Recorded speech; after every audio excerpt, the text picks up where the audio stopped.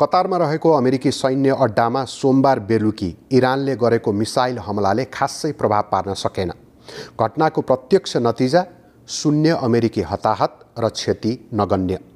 तर यसको अप्रत्यक्ष सन्देश पनि गहिरो छ। अब पनि कूटनीतिको ढोका बन्द भइसकेको छैन। इरानले अमेरिकाको कतार स्थित सबैभन्दा सुरक्षित सैन्य अड्डा अल उदीद एयर बेसलाई लक्षित गरेर मिसाइल प्रहार गर्यो। कतारका सहसेनापति शायक बिन मिस्फिर अल हाजरीका अनुसार करिब 7:30 बजे बेलुकी सुरु भएको पहिलो लहरमा 7वटा मिसाइल दागिएका थिए। सबै मिसाइल कतारको भूमिमा प्रवेश गर्नु अगाडि नै समुद्रमा रोकिएको थियो। त्यसपछि दोस्रो लहरमा 12वटा मिसाइलहरू प्रहार भए, जसमध्ये 11वटा कतारको भूभागमै रोकिए र एउटा मात्रै मिसाइल अल उदीद बेसभित्र खस्यो। तर त्यो मिसाइलले कुनै जनधनको क्षति गरेन। कतारले हमलाको पूर्व सूचना पाएपछि आफ्नो हवाई सुरक्षा प्रणालीलाई तुरुन्त सक्रिय गरेको थियो।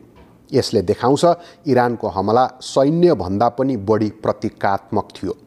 अमेरिकी राष्ट्रपति डोनाल्ड ट्रम्पले प्रतिक्रिया दिँदै इरानलाई धन्यवाद दिए भने समयमै जानकारी दिएकोमा धन्यवाद। कुनै अमेरिकी नागरिक हताहत भएनन् र कुनै गम्भीर क्षति भएन। उनले ट्रुथ सोशलमा लेखेका पनि छन्, "Perhaps Iran can now proceed to peace and harmony in the region, and I will enthusiastically encourage Israel to do the same." फेरि अर्को पोस्टमा लेखेका छन्, "Congratulations world, it is time for peace." ट्रम्पको यस्तो सन्देश पूर्ववर्ती युद्धका सन्दर्भमा असामान्य हो। सन् 2020मा जब उनले जेनरल सुलेमानीको हत्या गरेपछि इरानले इराकमा रहेको अमेरिकी अड्डामा हमला गर्दा पनि क्षति न्यून नै थियो।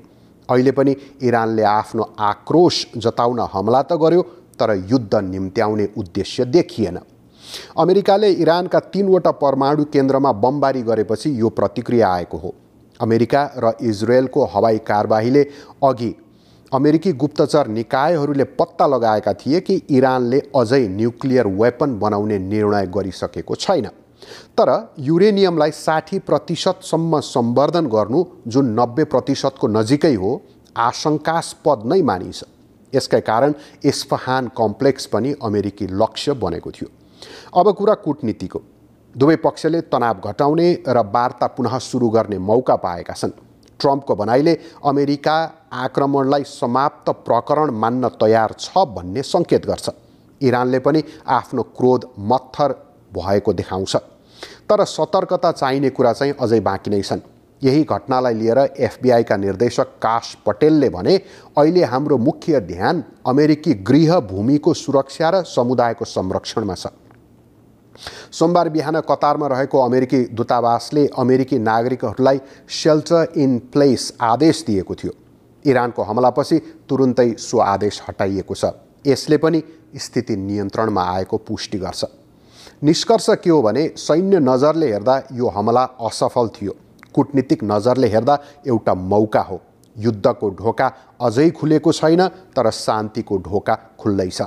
यदि इरान र अमेरिका दुवैले यो सफ्ट ल्यान्डिङलाई जिम्मेवारीपूर्वक लिए भने परमाणु सङ्कट टारिन सक्छ। यदि होइन भने यो कमजोर हमला नै अर्को ठुलो टकरावको ट्रिगर बन्न सक्ने खतरा पनि बाँकी नै छ।